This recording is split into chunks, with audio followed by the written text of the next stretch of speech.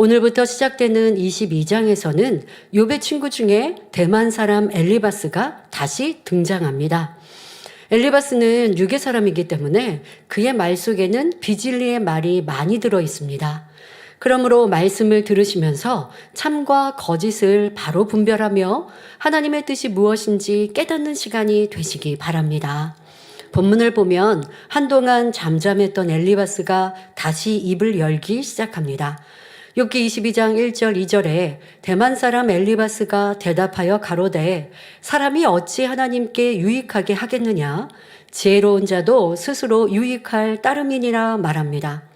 엘리바스는 욥을 조문하러 왔던 세 친구 중에서 맨 처음에 변론을 시작한 친구입니다.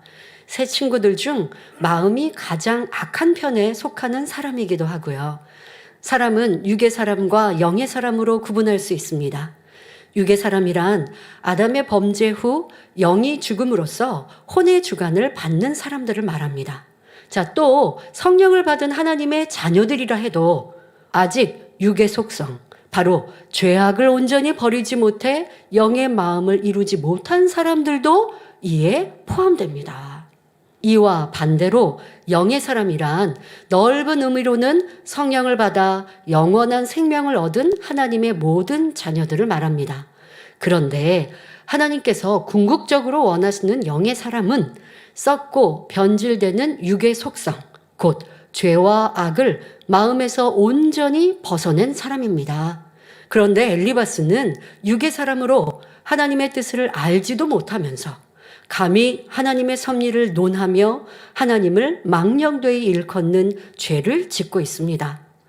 우리는 하나님의 뜻이 무엇인지 밝히 알고 그 뜻과 섭리를 온전히 쫓는 사람만이 하나님의 뜻을 논할 수 있음을 알아야 합니다. 그런데 그렇지 않고 내가 하나님의 뜻을 알지 못하고 자신이 갈 길도 알지 못하며 자신의 문제 하나 해결하지 못하는 사람이 이것은 하나님의 뜻이다. 아유, 그렇게 하면 안 돼. 저 사람은 왜 저렇게 한대? 저건 틀렸어. 라고 논하고 가르친다면 이는 하나님을 망령되이 일컫는 결과를 가져온다는 것을 알아야 합니다. 본문에서도 엘리바스는 사람이 하나님께 무슨 유익이 되겠느냐? 지혜로운 자도 자기에게만 유익할 따름이다 하며 하나님의 뜻을 잘 아는 것처럼 말하고 있습니다. 엘리바스는 스스럼 없이 하나님의 뜻을 논하며 결론까지 내리고 있습니다. 이는 그동안 욥이 하나님 앞에 자신의 정당성을 주장하며 자칭 의인이라고 강조하니 욥을 비꼬는 것이지요.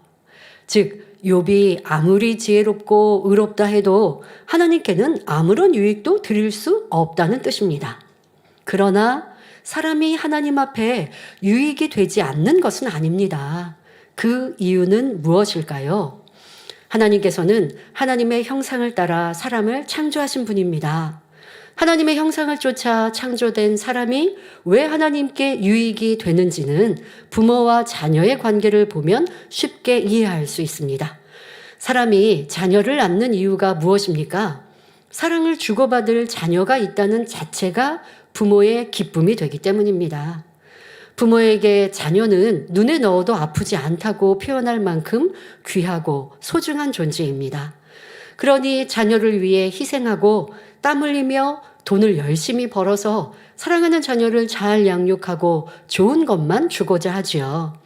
이때 자녀가 잘 성장하여 부모의 이런 마음을 헤아리고 중심에서 감사한다면 깊은 사랑을 주고받을 수 있으니 그 부모가 얼마나 행복하겠습니까?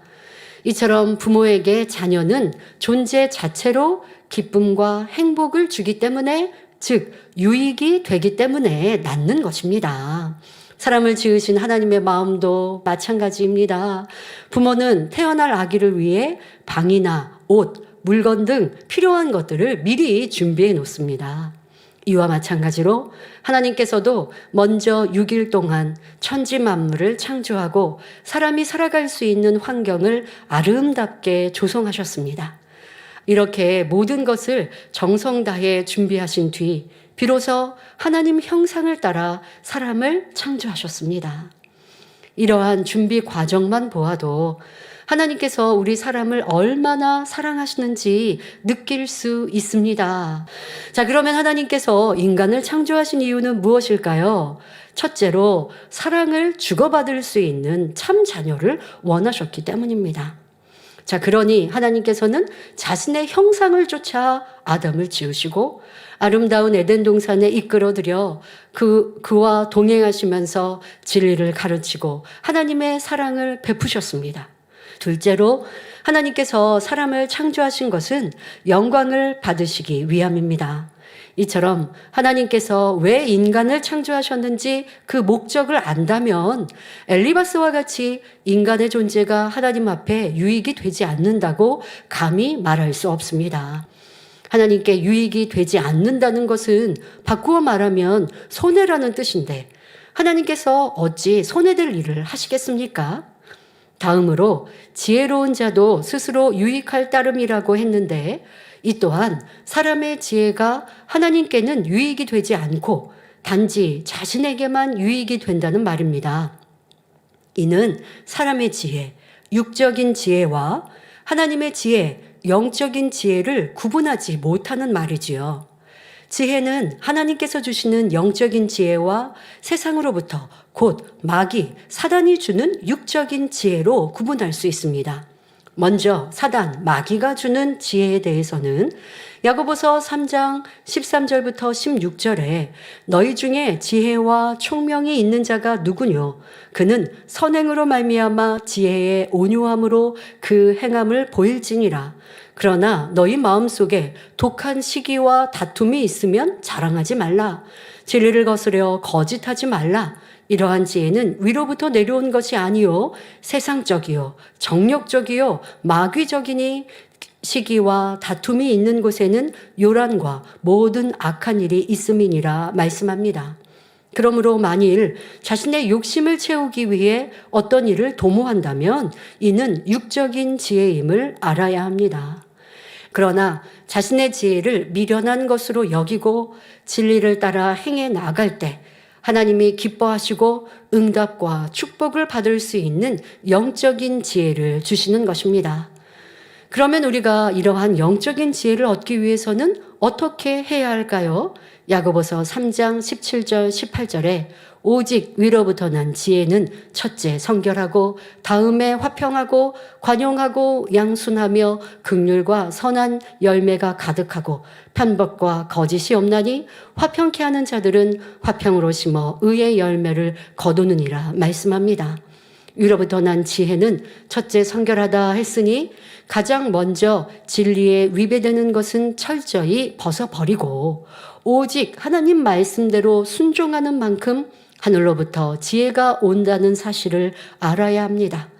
육체의 일, 육신의 일을 다 벗어버리고 온전히 성결되면 모든 사람과 더불어 화평을 이루게 되며 의의 열매를 풍성히 맺게 될 뿐 아니라 하늘로부터 무궁무진한 지혜가 주어지게 됩니다.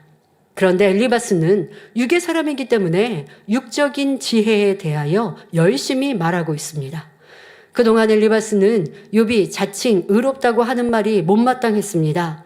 엘리바스가 볼 때 욥이 지금처럼 비참한 처지에 놓이게 된 것은 분명 죄가 있기 때문입니다.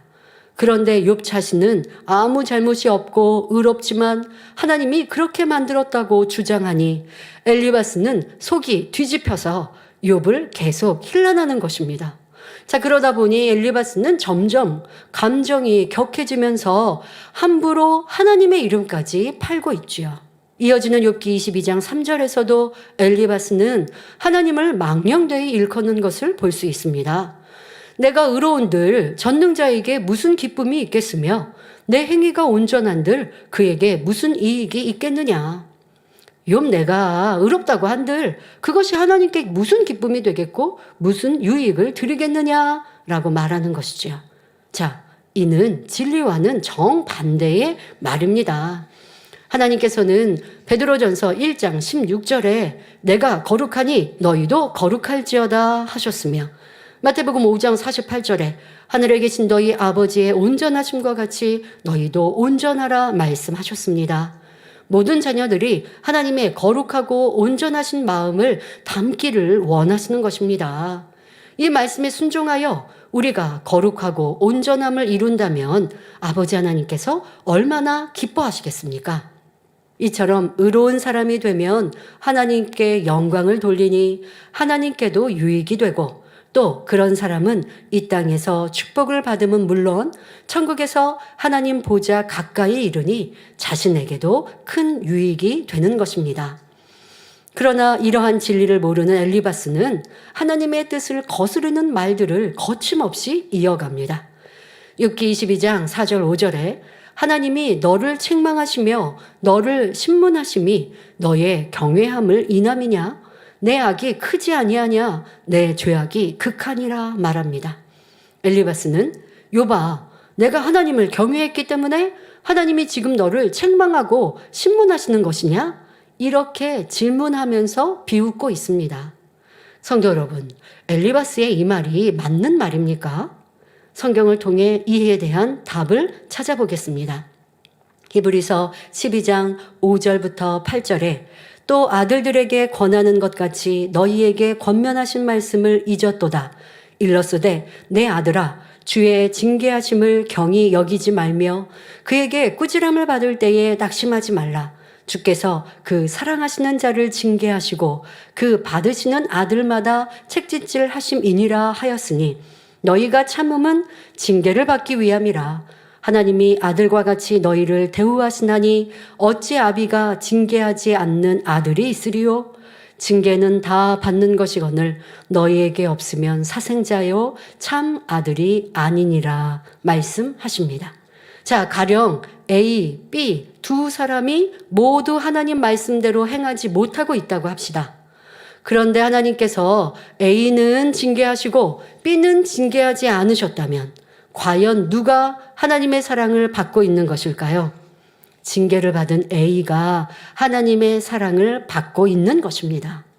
만일 잘못을 했는데도 징계가 없다면 점점 더 큰 죄를 범할 수 있으며 바늘도둑이 소도둑 되듯이 점점 마귀에게 사로잡혀 사망의 길로 갈 수밖에 없습니다. 하나님께서는 사랑하는 자녀가 사망의 길로 가도록 내버려 두실 리가 없기에 징계가 없다면 그는 사생자요 하나님의 참 아들이 아니라고 말씀하시는 것입니다. 그러니 엘리바스가 욥에게 내가 하나님을 경외하지 않기 때문에 책망하시는 것이다 라는 말 자체는 옳지만 이는 영적인 뜻을 알지 못하고 하는 말입니다. 엘리바스는 하나님이 욥을 사랑하지 않으시기 때문에 욥을 책망하고 신문하신다는 의미로 말하고 있기 때문입니다.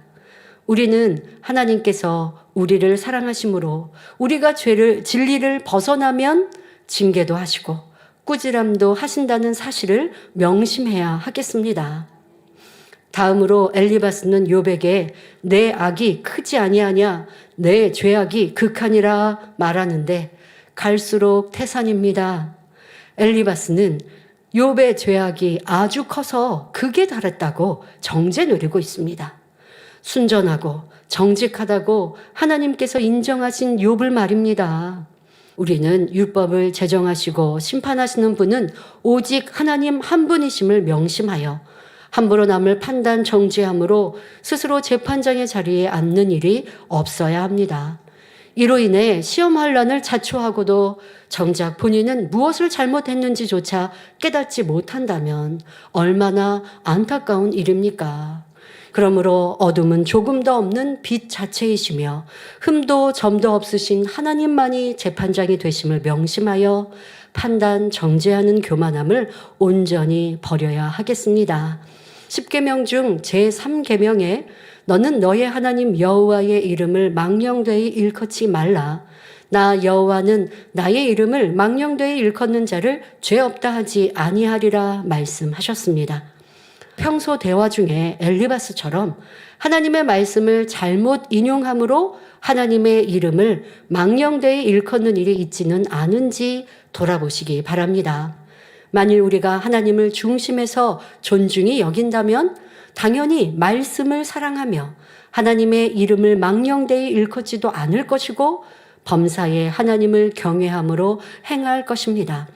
그러므로 여러분 모두가 하나님을 존중히 여김으로 하나님도 여러분을 존중히 여기셔서 여러분의 모든 말과 행동을 보장하시는 축복이 늘 함께 하시기를 주님의 이름으로 축원합니다.